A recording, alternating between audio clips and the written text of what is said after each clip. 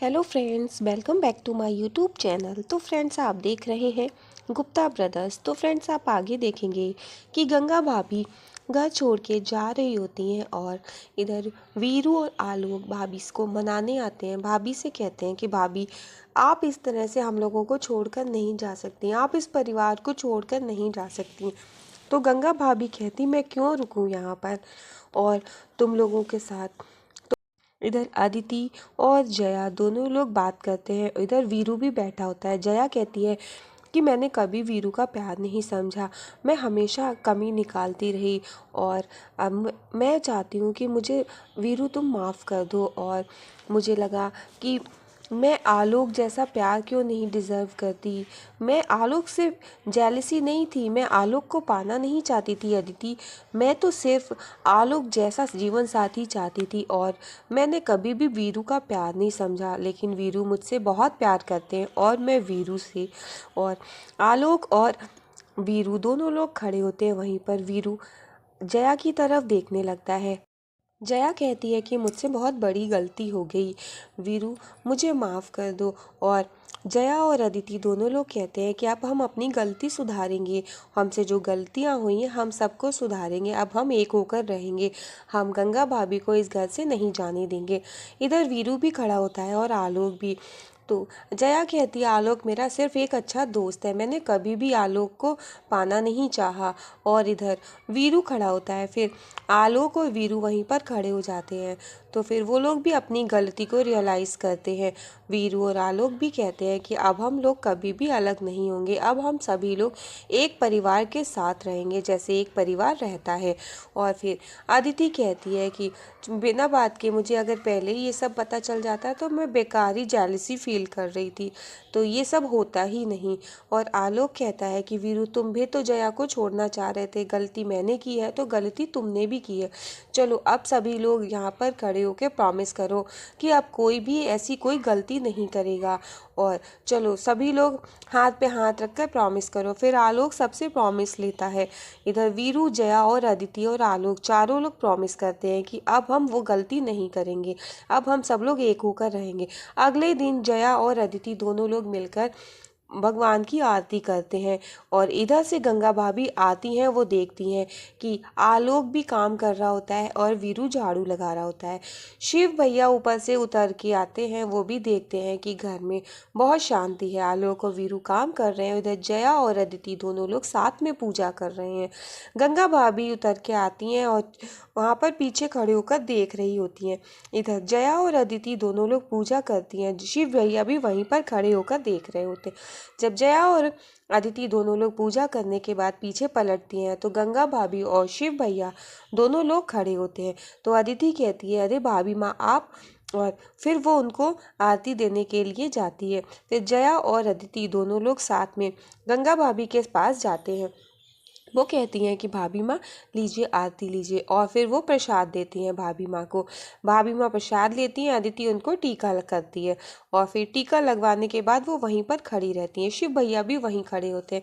अदिति और जया दोनों लोग प्रसाद देती हैं। फिर वो कहती हैं कि भाभी माँ आज हम दोनों ने साथ में पूजा की है और देखिए सब कुछ ठीक है। इधर वीरू भी आ जाता है। वीरू और आलोक दोनों लोग। वीरू कहता है कि भाभी माँ ये क्या, ये आप बैग लेके। और शिव भैया भी वहीं खड़े होते हैं।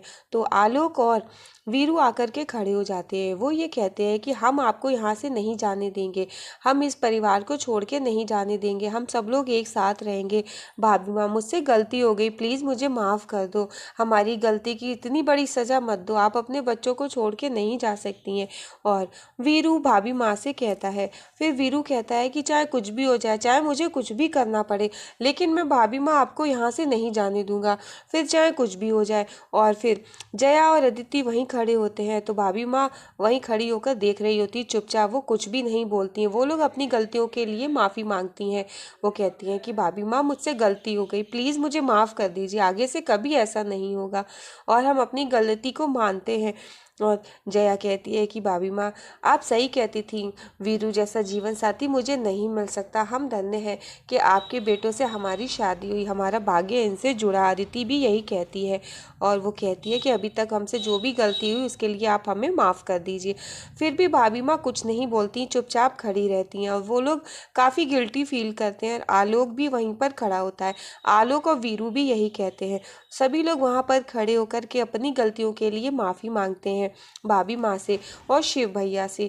वहाँ पर सभी लोग खड़े रहते हैं। अदिति भी हाथ जोड़ के माँ से माफ़ी मांगती है, कहती है कि मैंने कभी भी माँ का प्यार नहीं देखा, इसीलिए मैं शादी के बाद आपके प्यार को नहीं समझ पाई और इसीलिए मैंने गलती कर दी। भाभी माँ प्लीज़ मुझे आप माफ़ कर दीजिए। वीरू कहता है कि चाहे कुछ भी हो जाए मैं आपको नहीं जाने दूंगा। वो बहुत परेशान होता है और इधर जयादिति वहीं पर खड़े रहते हैं और शिव भैया ये सब देख रहे होते हैं और वो भी कुछ नहीं बोलते। ये सब होते हुए देखते हैं तो वीरू कहता है कि भाभी माँ ये क्या, आप कहाँ जा रही हैं, मैं आपको कहीं नहीं जाने दूंगा। और फिर वो भाभी माँ का बैग उठा लेता है। वो देखता है कि बैग बहुत हल्का है, खोल के देखता है तो बैग में कुछ नहीं होता, बैग खाली होता है। वो कहता है ये क्या भाभी माँ, ये तो खाली है, इसका मतलब। और फिर भाभी माँ वहीं खड़ी होती है और शिव भैया भी, और वो लोग वहाँ खड़े होकर हंसने लगते हैं। आलोक और वीरू दोनों लोग देखते हैं, वो समझ नहीं पाते आखिर क्या बात है। भाभी माँ भी हंसती है और शिव भैया भी हंसने लगते हैं। भाभी माँ कहती है मैं अपने बच्चों को छोड़ के कहाँ जाती, मैं अपने बच्चों को छोड़ के जाकर के क्या जी पाती, मैं तो मर जाती। और फिर शिव भैया और भाभी माँ कहते हैं कि हमने ये सब किया तुम लोगों की वजह से। हमने सोचा कि तुम लोग जिस तरह से गलतियां कर रहे हो और अपनी गलती के लिए पछतावा भी नहीं है, इसीलिए हमने ये डिसाइड किया था कि ये जो कुछ भी हो रहा है इसको ठीक करने के लिए हमें तुम्हें तुम्हारी भाषा में समझाना पड़ेगा। इसीलिए हमने ये डिसाइड किया था जैसा कि तुम लोग सोच रहे हो इसी भाषा में हम तुमको समझाते हैं, इसीलिए हमने ये सब किया। तुम लोग अलग होना चाहते थे, हमने तुमको तुम्हारे उसी दर्द को महसूस कराया जो दर्द तुम खुद नहीं समझ पा रहे थे। भाभी माँ कहती हैं हम कभी अलग ही नहीं हो रहे थे, हम तो सिर्फ तुमको एहसास दिला रहे थे, इसीलिए हमने और तुम्हारे शिव भैया ने ये सब किया था। और भाभी माँ कहती हैं शिव जी से मैंने कहा था कि हम ऐसा करें और जैसा कि हमने सोचा था बिल्कुल वैसा ही हुआ और हम कभी भी ये घर छोड़ के या हम अलग होकर नहीं रह रहे थे। अदिति और जया भी वहाँ पर खड़े होते हैं।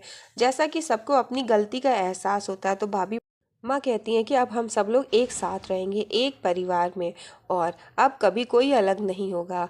और सभी लोग गुप्ता ब्रदर्स में सभी लोग एक साथ रहने लगते हैं हैप्पी फैमिली बन कर के। सभी लोग हंसी खुशी एक साथ रहते हैं, सभी लोग फ़ोटो क्लिक कराते हैं और सभी की सारी गलतियाँ दूर ख़त्म हो जाती हैं, सब गिले शिकवे ख़त्म हो जाते हैं और हैप्पी फैमिली बनकर रहते हैं।